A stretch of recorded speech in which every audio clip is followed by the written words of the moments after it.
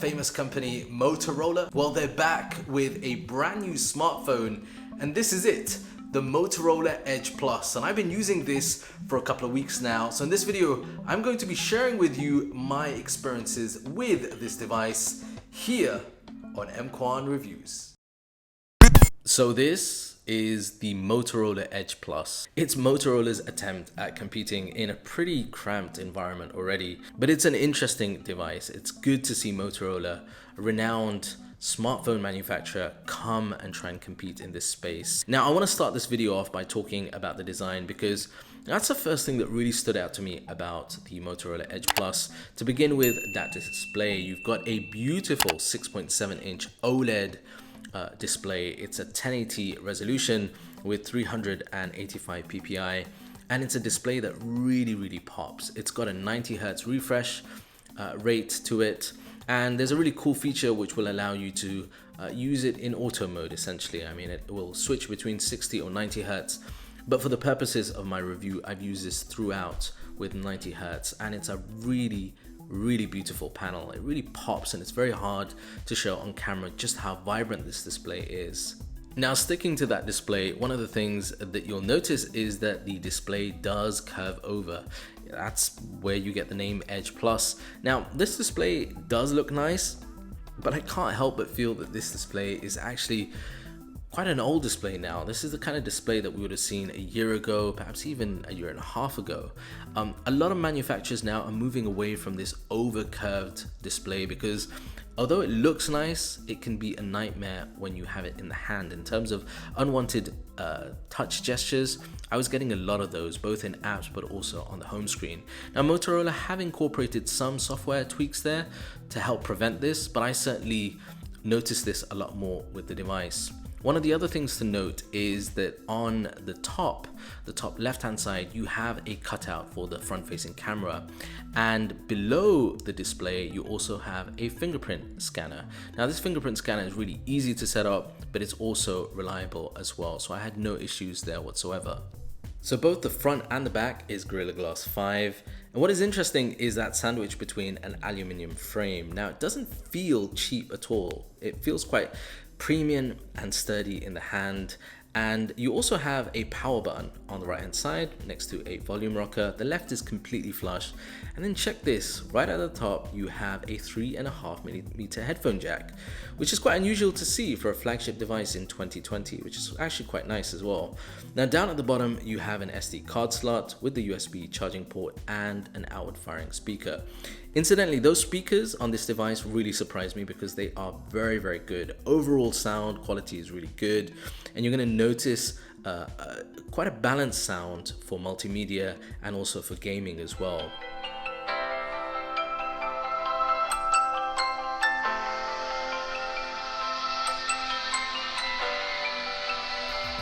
Now, one of the really unusual things about the design here is that on the back you've got a quad camera setup, but for some unusual reason it doesn't sit very flat on the table. Now, I understand that, you know, camera bumps do that, but on this device really couldn't stay still.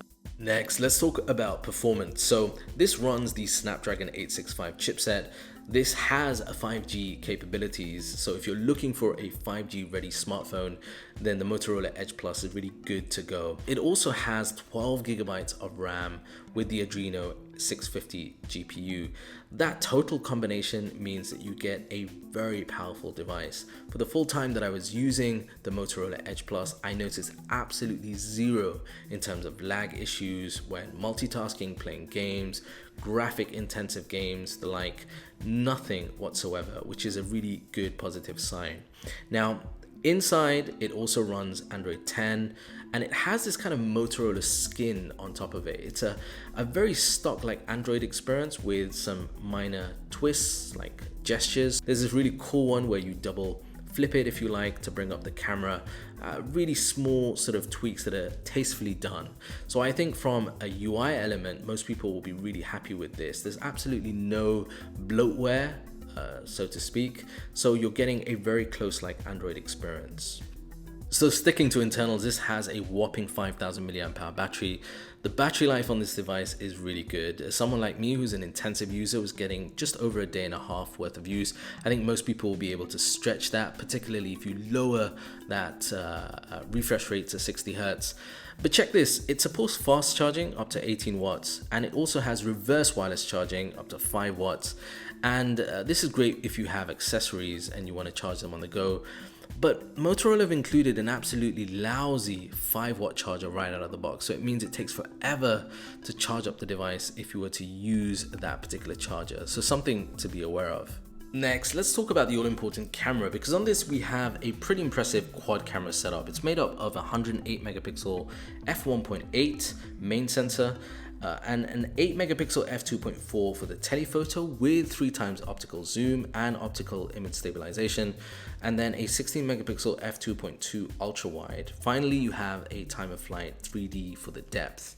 Now in total, the cameras work together to produce some pretty consistent images, particularly in normal lighting between ultra wide all the way up to maximum zoom. Color accuracy is there, it's vibrant, sometimes slightly overexposed on the greens and the blues, but for the most part in normal lighting, I think it does an excellent job. There's all the details that you would come to expect.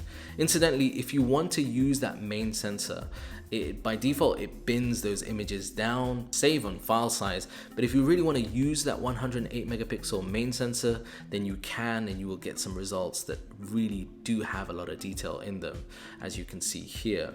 Now, in terms of the camera app itself, this is really odd because the camera app could do, in my opinion, with some improvement. It's quite, it takes multiple steps to get to certain functions and features. If you look on the side, you'll notice that you have multiple zoom, and on first glances, you'd assume that those would be fixed zoom, but in fact, in order to zoom in further, you actually have to pinch to zoom. Now in low light, this is something that you'll notice. Ultra wide suffers a little, but the other images taken with the standard night mode actually do produce some good results. Video on this is very interesting because you have 6K at 30 frames per second. Some of the results from video are actually pretty decent. So this is a little test of what the video quality looks like here. You can see this building work going on over here. Quite a lot of dynamic range as well. I'm just going to walk around, give you an idea of what the stabilization is like. Seems to do a reasonable job in terms of accuracy, colors, vibrancy as well. It's quite bright today. Let me know what you think of the quality. This will only allow you to take 6K in 1x. So if you want to use 6K for ultra wide, you won't be able to do that. You also get 4K at 30 frames per second, and then you get 1080p at 30, 60 or 120 frames per second as well. Now on the front, you have a selfie camera. It's a 25 megapixel f2.0 selfie camera, and that will record video at 1080 at 30 or 120 frames per second. And I think for the most part, the front-facing selfie camera does a good job. So that's the device. In summary, I mean, I think it's a really good all-round device, but there's an important question to ask here. And that is, have Motorola succeeded in launching and giving us a good flagship Android smartphone?